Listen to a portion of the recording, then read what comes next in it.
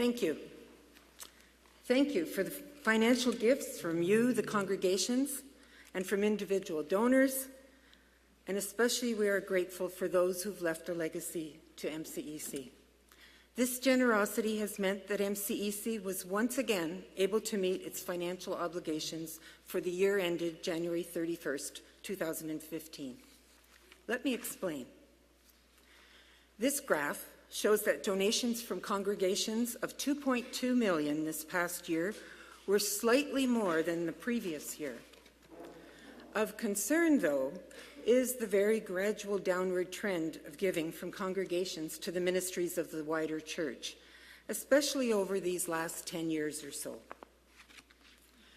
The mini spreadsheet in Note 9 on page 10 of your statements describes how the Covenant Partnership distributes congregational giving between MCEC and Mennonite Church Canada.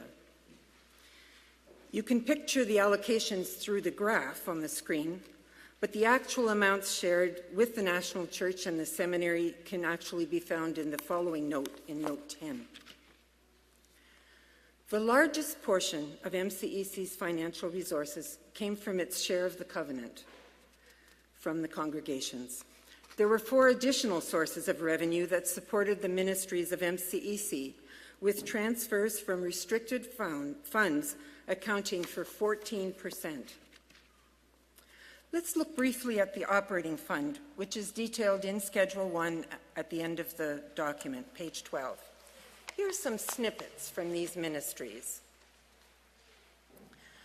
Whether it is attending to the vision for MCEC, dealing with legal concerns and property issues, complying with government requirements, discerning the future of our relationship to our national denomination, or helping our churches to adapt to the rapid changes taking place in our congregations and society, the Executive Council is dedicated to providing leadership for MCEC that will make our church relevant and resilient, both today and in the future.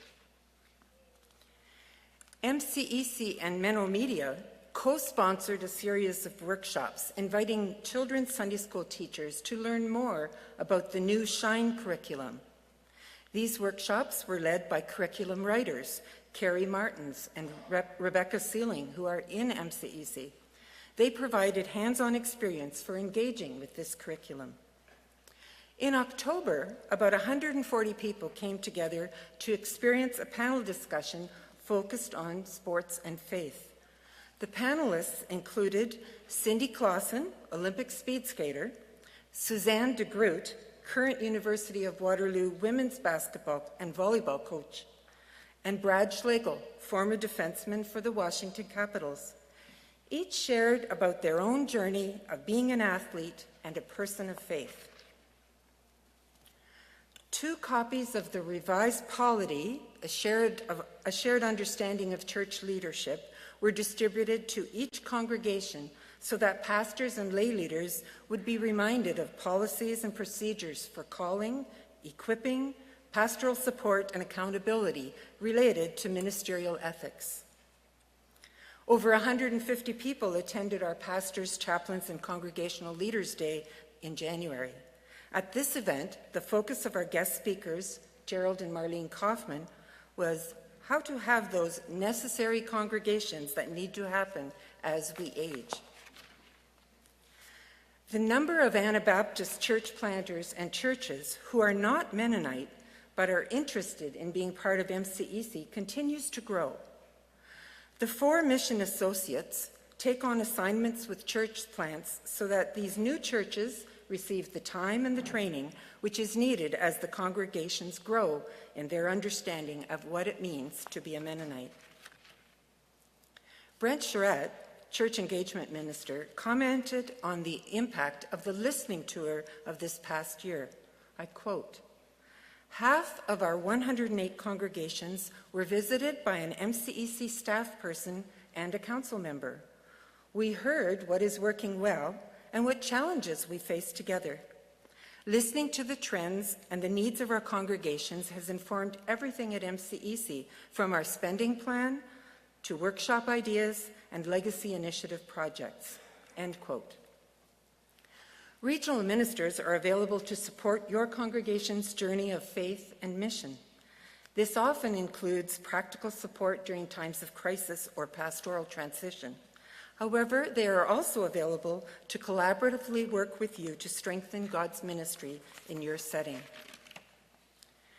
We celebrated our one-year move to 50 Kent in October, and the benefits of sharing this building with other ministries are beginning to unfold as new relationships and opportunities emerged. I am so pleased to be able to tell you that at 3 o'clock this afternoon, the sold sign on the property became official.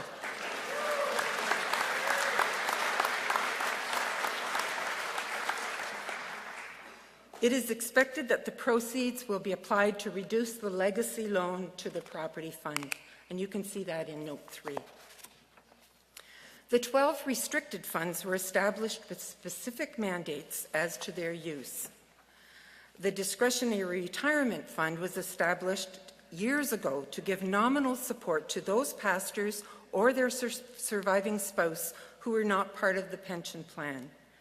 At the end of this past year, the balance of this fund was collapsed into the Discretionary Assistance Fund, another fund that also supports the needs of pastors. It will be shored up by transfers from the Faithful Steward Fund as needed. Also a year ago, I reported that the planned gifts from the Enid and Harold Schmidt estate were allocated to the Legacy Initiatives Fund. During this past year, the Executive Council apportioned a tithe of the net proceeds from the estate to the missional infrastructure that supports not only the projects of this fund, but also the ministries in the operating fund. This tithe to the Faithful Steward Fund is reflected on page 3, and to the Missions Bequest and Donation Fund on page 4 of your statements. You'll hear more about the legacy initiatives tomorrow afternoon. You can also read about it in your workbook, beginning on page 17. 1 year ago, we projected a balanced spending plan. So what actually happened? The revenue was lower than budgeted.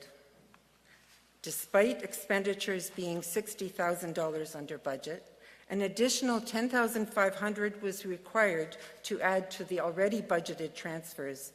This was then transferred from reserve funds to our operating fund. Amortization, a non-cash amount, was applied. We are grateful, though, that this careful attention to the bottom line, coupled with the generosity of congregations and individuals, meant we could end the year with a zero balance.